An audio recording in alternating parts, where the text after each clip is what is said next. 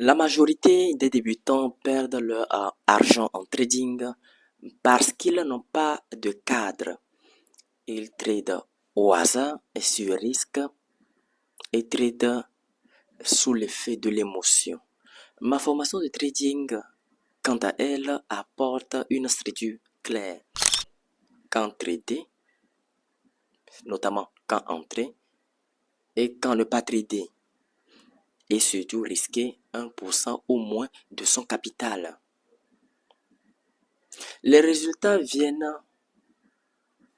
grâce à la discipline, avec un risque contrôlé et un plan rigoureusement suivi. Tout est possible. N'hésitez donc pas à me contacter ou à m'écrire pour prendre votre formation exclusive sur le trading forex. Alors, bienvenue dans cette nouvelle vidéo. Aujourd'hui, nous allons poursuivre avec les analyses graphiques. Mais juste avant de rentrer dans le vif du sujet, assurez-vous de faire le tour dans la description de mes vidéos. Alors, les marchés ont bien et bien évolué ces temps-ci. Actuellement, comme vous pouvez le constater, je suis devant l'indice du dollar. Nous pouvons constater que sur l'indice du dollar, nous avons un retournement de tendance. Nous remarquons que la tendance ici sur l'indice du dollar se retourne, ce qui impacte très fortement l'euro USD. Voilà, regardez l'euro USD. L'euro USD, nous sommes en baisse ici. Et pour l'euro USD, c'est-à-dire ici, pour l'euro USD, nous avons une opportunité de swing trading. Une opportunité de swing trading qui est très alléchante, vous voyez. Donc, vous savez, la stratégie n'est plus nouvelle pour vous. Nous avons d'abord un beau canal haussier et ensuite suivi d'une figure de retournement que j'ai marqué avec les flèches. Et cela est dû à cette fort impact, car cette fort impact qui se dessine sur l'euro, qui se dessine, désolé, sur l'indice du dollar et qui s'impacte, voilà, sur l'euro USD ici à ce niveau. Donc ici pour l'euro USD, nous avons une opportunité de swing trading. Là pour le coup, cette opportunité de swing trading, je ne me suis pas positionné. Si je devais me positionner personnellement, j'attendrais un retracement de marché puisque là, j'estime déjà que le marché a déjà pris son envol. Donc, voilà, disons, ici, ce n'est pas son envol pour aller en l'air, non. Est déjà plongé dans son impulsion baissière. Voilà, le marché a déjà démarré, vous comprenez. Donc, si je devrais me positionner sur cet actif, je dois attendre impérativement, pour ma part, bien sûr, et ce que je vous conseille d'ailleurs, attendre impérativement un retracement de marché. C'est-à-dire ici, à ce niveau, on va d'abord zoomer. Voilà, et ici, à ce niveau, nous allons attendre un retracement de marché comme ça, une correction de marché de cette taille-là avant de prendre une position, de cette taille-là comme ça avant de prendre une position. Je ne vais pas directement me positionner sur le trade, j'attendrai un retracement de marché, outre une correction de marché, avant maintenant de prendre cette position, vous voyez. Et mieux encore, ce que je conseille, c'est que si vous attendez le retracement comme cela, attendez une nouvelle confirmation qui vienne s'appuyer en vous disant que les vendeurs, dans ce cas-ci, en vous disant que les vendeurs sont bien et bien présents pour faire chuter le prix vers la baisse. Donc, la nouvelle confirmation serait que d'abord vous attendez euh, la correction en bougie verte et bien sûr la correction ou le retracement en bougie verte, c'est ce que je viens de tracer. Et par la suite, vous attendez une nouvelle correction, vous attendez une nouvelle correction, une nouvelle confirmation, désolé, c'est-à-dire une nouvelle bougie rouge, voilà, comme cela, une nouvelle bougie rouge avant de vous positionner, avant de prendre ce trade, avant de prendre cette spéculation. Ça, c'est le top des confirmations que je vous exhorte à prendre dans ces cas-là, dans ces cas pareils. Vous voyez. Bon, bref, et je ne vais pas trop m'attarder là-dessus. Voici ce qu'il en est de cette opportunité. En tout cas, c'est une très belle opportunité. Je vous ai décelé combien de zones dangereuses pour cette opportunité. Je vous ai décelé une première, deuxième et troisième zone dangereuse. Les opportunités que je vous partage jusqu'à présent sont des opportunités de swing trading, des opportunités qui peuvent perdurer sur 2 semaines, 3 semaines, voire même un mois. Donc, pour ici, pour cette opportunité sur l'euro-dollar, donc nous avons un take profit final, c'est-à-dire voilà, notre take profit final se situant notre objectif, entre autres, se situant sur les prix de 1,15, c'est 1,15806. Voilà, donc je l'ai mis ici en bas à la création du canal haussier. Voilà, sur cette ligne. Donc, faites-en pareil de même sur vos graphiques. Ensuite, nous parlerons d'une autre opportunité. Nous parlerons de l'opportunité du dollar néo-zélandais face au dollar américain. Voyez-vous, ici, c'est une opportunité très intéressante, une opportunité très alléchante à ne surtout pas rater. Pour ma part, voilà, il s'agit du même scénario que sur l'euro USD. Regardez, là, c'est l'euro USD et ici, c'est le NZD USD. Donc, voilà, les deux marchés sont en corrélation, c'est-à-dire ils font les mêmes schématisations données. Ils sont en corrélation. Bien évidemment, si vous voulez vous positionner sur ces actifs-là, vous devez vous positionner que sur un seul de ces actifs-là. Voilà, vous n'allez pas prendre un trade sur l'euro USD et prendre également un autre trade sur le NZD USD. C'est-à-dire, vous êtes en train de doubler votre risque parce que sur l'euro USD, nous avons sur dans la paire de devises euro USD, nous avons le USD là-bas. Et sur le NZD USD, nous avons également le USD là-bas. N'oubliez pas que sur les marchés financiers, notre objectif est de faire des plus-values tout en minimisant notre risque. Vous n'allez pas vous positionner sur deux paires de devises euro USD et NZD USD qui contiennent en leur sein le USD des deux côtés. Vous comprenez? En vous positionnant sur l'euro USD et sur le NZD USD, vous êtes en train grandement d'augmenter votre risque si le trade ne se déroulait pas comme prévu. Par exemple, au lieu d'encaisser un potentiel stop loss, vous allez encaisser deux potentiels stop loss. Voilà. Voici un peu le risque qui est dedans. Et vous voyez avec moi que les deux marchés sont en corrélation. Ici, sur l'euro-dollar, regardez la schématisation. Nous avons un beau canal haussier suivi d'une figure de retournement en haut. Et maintenant ici, sur le NZD-USD, sur le dollar néo-zélandais, face au dollar américain, nous avons également la même schématisation. Donc, c'est-à-dire si vous voulez prendre un trade sur les deux actifs, ça serait une vente et une vente. Voilà. Mais au cas où vous prenez ces deux trades-là, comme je viens de le dire précédemment, et que les trades-là ne fonctionnent pas ou bien ne vont pas dans le sens de vos prévisions, vous allez encaisser deux potentiels stop loss, ce qui n'est pas bien. Donc, si vous voulez prendre ce trade-là, si vous voulez prendre ce trade-là, investissez seulement dans un seul actif. Dans ces cas-là, investissez seulement dans un seul actif. Soit vous investissez seulement dans le euro USD, ou soit vous investissez seulement sur le NZD USD. Voilà, c'est mon conseil. C'est mon conseil pour vous. Donc ici, sur le NZD USD, nous pouvons remarquer que voilà, le marché, voilà, nous a dessiné une belle schématisation. Et ici, voilà, nous avons une figure de retournement ici à ce niveau. Ce que je vous conseille, si vous voulez prendre un trade ici à ce niveau, c'est d'attendre un pullback, ce que j'ai dessiné ici à ce niveau. Regardez, voilà, vous attendez d'abord, premièrement, la cassure et clôture de bougie en dessous de votre ligne de coup. Ensuite, vous attendrez une correction de marché, voilà, en bougie verte, plus une nouvelle confirmation de bougie rouge avant de prendre la spéculation. Voilà, donc, si bien sûr les bonnes probabilités sont de notre côté et que vous et moi prenions ce trade, nous devons faire attention à cette zone susceptible de retournement. Regardez ici à ce niveau.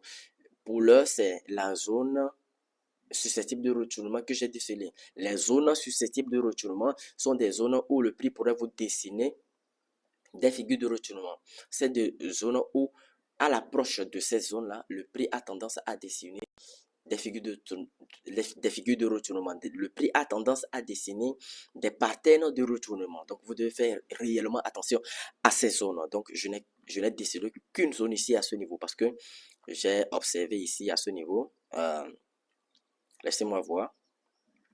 Ici, regardez, un premier rejet ici, un premier rejet qui servait dans l'historique du marché en tant que support et qui a agi dans le moment présent à ce niveau en tant que support également. Donc, il est fort probable, encore en termes de probabilité, il est fort probable que le prix en descendant et en approchant ou bien et en s'approchant de cette zone, le prix nous dessine une figure de retournement. Donc voilà, ce n'est pas, ce ne sont pas des zones anodines, ce sont des zones à prendre en compte. Voilà, si vous avez d'expérience ou bien si vous tradez depuis longtemps, vous allez remarquer que les zones de retournement, ce sont des zones où le prix dessine des figures de retournement, ce sont des zones qui impactent fortement l'évolution du prix. Donc du coup, faites attention à ces zones. Assez bavardé sur le NZD USD, nous allons maintenant voir une autre opportunité. Nous allons voir l'opportunité du USD, du dollar américain face au dollar canadien. Alors pour cette opportunité, j'ai juste tracé la tendance baissière parce que la deuxième structure qui devrait se dessiner ici ne s'est pas bien dessinée. Et donc j'ai mis ici point d'interrogation. Voilà, la deuxième structure n'est pas claire. Donc je ne vais pas, du coup, je ne vais pas passer trop de temps sur l'analyse puisque j'ai zoomé, je n'ai pas constaté une deuxième, euh, une deuxième structure très claire. C'est-à-dire, nous voulons d'abord, nous avons d'abord notre tendance baissière. Là, c'est déjà notre première structure. La deuxième structure serait que soit nous attendons un retournement de marché, ou soit nous attendons une consolidation de marché. Mais là, ici, dans ce cas, ça s'apparente plutôt à regardez avec moi. Mais là, ici, dans ce cas, ça s'apparente plutôt à une correction de marché. C'est-à-dire, le marché a fait une impulsion, regardez ici, une impulsion baissière jusqu'en bas, et le marché est en train de faire une correction de marché. Donc, bien sûr que si nous, là, actuellement, je suis en graphique 1 heure. Bien sûr que si nous descendons les time frames et que nous venons peut-être en graphique 45 minutes ou en graphique 30 minutes, nous aurons peut-être une figure de retournement. Là, je suis d'accord. Nous aurons une figure de retournement claire et nette.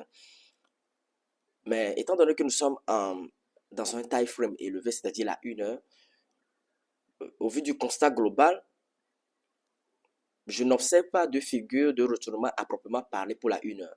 Donc, c'est pour cela que j'ai mis point d'interrogation ici. Donc, je ne vais pas essayer de forcer, d'analyser ce que je ne vois pas. Vous voyez. Par contre, nous pourrions quand même faire quelque chose, puisque moi, selon moi, et, il s'agit de, selon moi, il s'agit d'une correction de marché. Nous allons faire quelque chose, nous allons tracer, et voilà, Fibonacci, nous allons prendre Fibonacci depuis l'impulsion baissière jusqu'à la descente ici. Et nous pouvons constater que selon l'outil Fibonacci, n'oubliez pas que l'outil Fibonacci, c'est un outil qui permet surtout de détecter les corrections de marché et qui agit des fois en tant que support et résistance. Voilà. Donc, j'ai pris l'outil Fibonacci, je l'ai mesuré de l'impulsion jusqu'ici, voilà. Et vous pouvez constater que le marché est sur les points 0,5 Fibonacci, c'est-à-dire le milieu de Fibonacci. Le milieu de Fibonacci.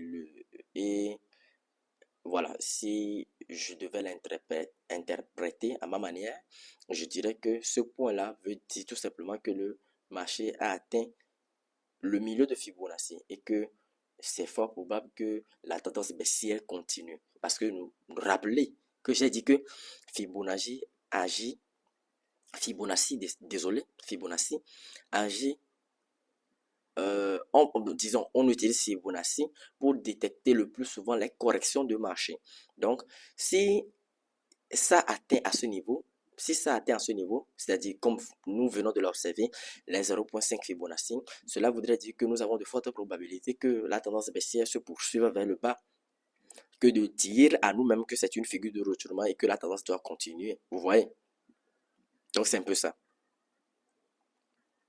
Euh, donc, euh, le niveau de Fibonacci, les 0,5 de Fibonacci sont atteints. Cela dit, nous ne, nous allons, nous n'allons pas nous baser uniquement sur ces niveaux de Fibonacci. Pour prendre un trade, c'est insuffisant.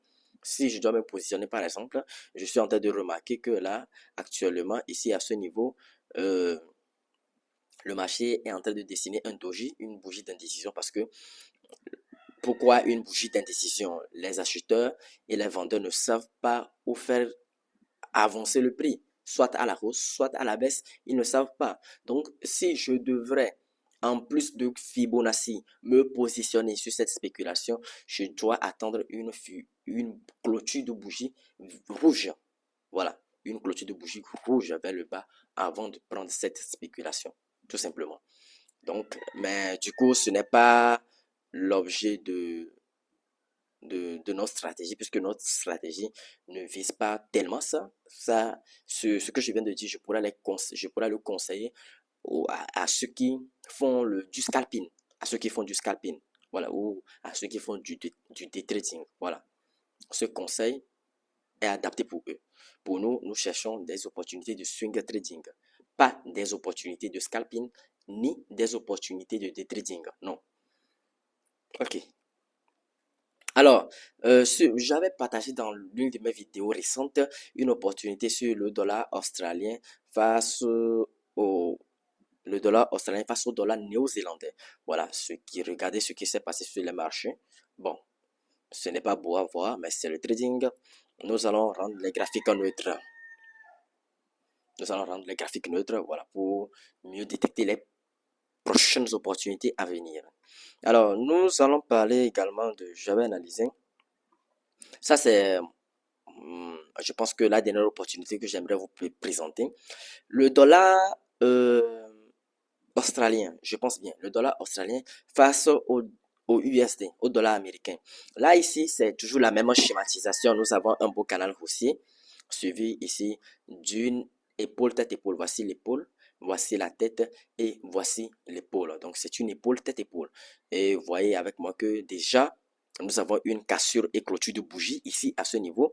Cassure et clôture de bougie en dessous de la ligne de cours, voilà, qui est très prometteur pour une prise de décision acheteuse. Et nous allons voilà, nous positionner sur ce trade, bien sûr, voilà, parce que c'est une très belle et bonne opportunité, très alléchante, jusqu'à ce que le machine arrive, nous positionner sur ce trade, jusqu'à ce que le machine n'arrive sur les points de, voilà, 0,666 à 81. Ça, c'est le swing trading, le niveau de prix que j'ai mis pour ce swing trading. Voilà, le niveau de prix que j'ai mis pour ce swing trading. Tout simplement. Donc, regardez, c'est une belle opportunité également. Et pour cette opportunité, je n'ai pas décelé de zones dangereuses puisque j'ai pas mal cherché les zones dangereuses, les zones susceptibles de retournement. Je dois bien admettre que, voilà, je n'ai pas trouvé de zone dangereuse et je dois faire avec, je fais avec comme ça. Je vais faire avec comme ça. Voilà, je fais avec. Donc, du coup, j'ai pas de zone dangereuse à proprement parler pour le dollar australien face au USD, face au dollar américain, tout simplement. Donc, du coup, à part ça, je pense que je n'ai plus d'autres opportunités à vous présenter. Nous allons nous retrouver une prochaine fois dans une nouvelle vidéo. Là, actuellement, sur ce graphique, ça c'est le graphique de l'euro NZD. Voici, nous sommes dans une tendance baissière très forte. Nous espérons qu'à l'avenir, le marché nous dessine une figure de retournement et nous allons tout simplement faire les analyses graphiques et prendre les trades. Voilà. Et en plus de cela, pour clôturer ma vidéo, regardez la dernière opportunité ou disons la dernière analyse de cette vidéo s'agissant de la livre sterling face au dollar américain. Vous voyez que sur l'euro USD que nous avions vu au tout début de la vidéo et sur la GBP USD, voici, ce sont les mêmes schématisations. Voilà, ce sont les mêmes schématisations. Donc, faites attention si vous voulez prendre des spéculations. Parce que ici, nous avons également le USD. Presque toutes les opportunités que je vous ai présentées dans cette vidéo, nous avions le dollar américain en leur sein. Nous avions le dollar américain au-dedans d'eux. Donc faites attention si vous avez les bonnes probabilités et que vous voulez vous positionner sur une de ces paires de devises et que vous voulez investir sur une de ces paires de devises, faites réellement attention. Voilà, faites réellement attention. Donc du coup, je pense que je vais m'arrêter là ici pour cette vidéo. J'espère que vous avez aimé et apprécié. Ça c'est bon, je pense que la vidéo a assez duré, mais il fallait que je le fasse. C'est une analyse dans toute sa globalité de certaines paires de devises. Et donc c'est bon. Nous allons nous retrouver une prochaine fois dans une nouvelle vidéo. N'oubliez pas de saisir immédiatement votre formation exclusive sur le trading forex. Et je pense que, pas que je pense, je crois fermement que ça va vous aider grandement. Ça va améliorer grandement votre trading. Oui. Nous allons nous retrouver une prochaine fois dans une nouvelle vidéo. D'ici là, portez-vous bien.